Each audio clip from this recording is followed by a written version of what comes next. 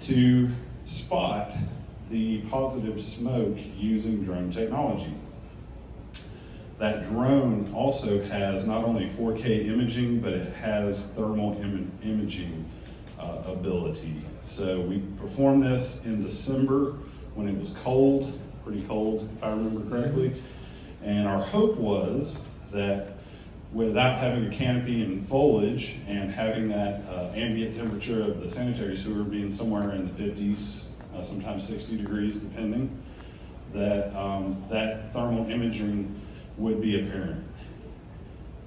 So what you're seeing here is the boundary of the sewer shed. So just like a watershed, sewers have sewer sheds. Think of a branch on a tree. You've got one out point and it spreads out like fingers at the top of it and flows down to one point. And this sewer shed, you're actually right at the dam and you're on the north side of the river if you've ever been to Chattanooga, just to orient you. So we started off with, you've seen this map a million times at the GIS conference. These are conveyances, stormwater conveyances. But you also see the sanitary sewer pipes. These are predominantly 8-inch PVC, given the age of it. And you're also seeing the manholes approximately every 150, 300 feet.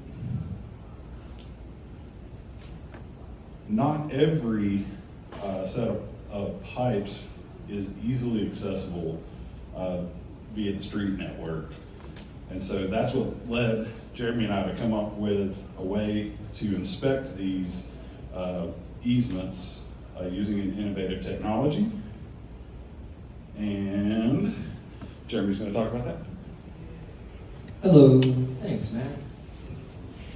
So how we were able to get the mission planning, I took this initial map from Matt that he sent over, where you can see the green lines clearly indicated, and my mission was to get something a little bit easier. And as if you've used any of DJI software, you know that the controllers are a little bit smaller. It's hard to get the waypoints and how to get the routes exactly what you want. So what I was able to do is use Google Earth, and it's not Google Maps. Google Maps seems like the easiest solution, but it doesn't give you any Z-value.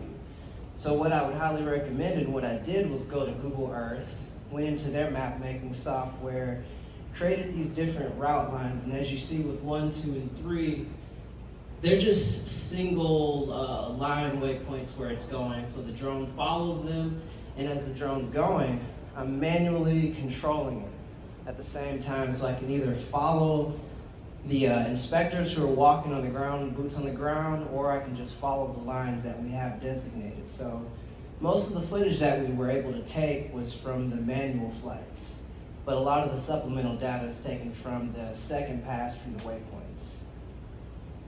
The camera system that we're using is the DJI M300 with the RTK, with the ZenMuse platform, the XT2.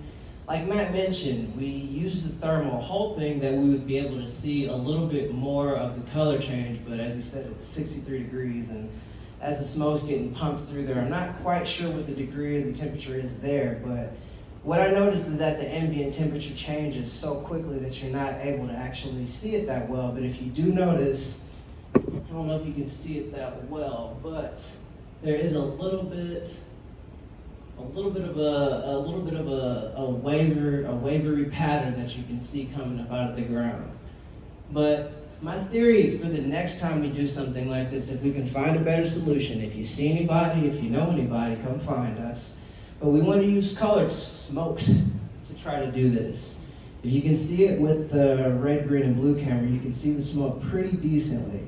My theory is if we use blue smoke, green smoke, pink smoke, or something like that, I'm pretty sure that we'll be able to see this a lot easier.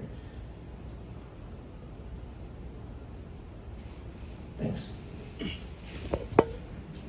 So you can see here easements where we spotted the smoke using the drone, and then our ground crews and water quality went out and located the anomalies, the defects using the Field GIS Esri app just on a smartphone.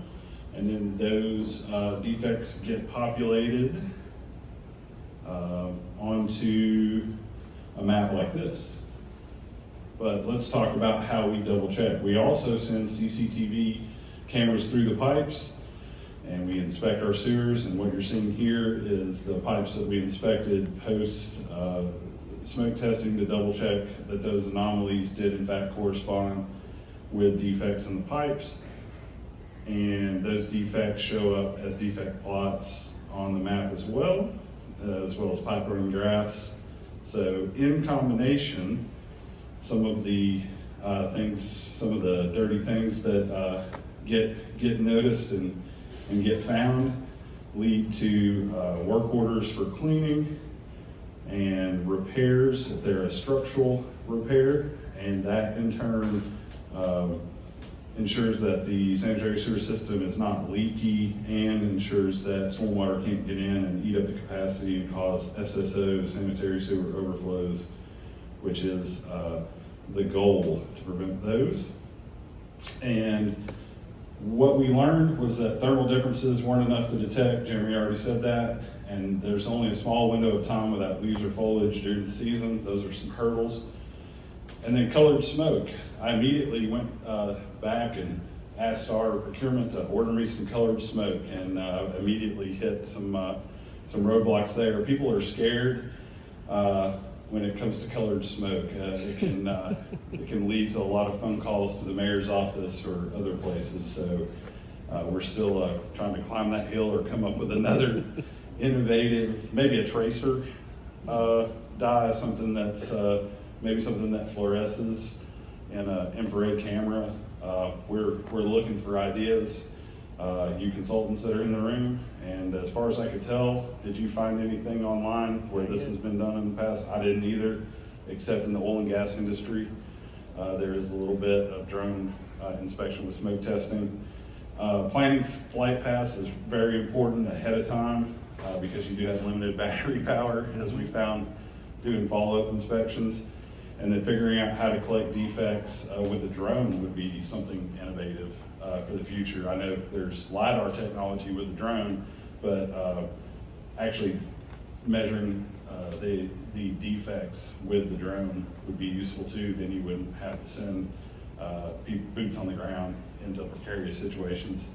We've got a draft spec already up for colored smoke, and that's per the National Association of Sanitary Sewer companies, and we did try this in a round 2, and it worked just as well, although the leaves are starting to come out. And we do have, if it'll open, please, if I hold my mouth right. Oh, I already have it open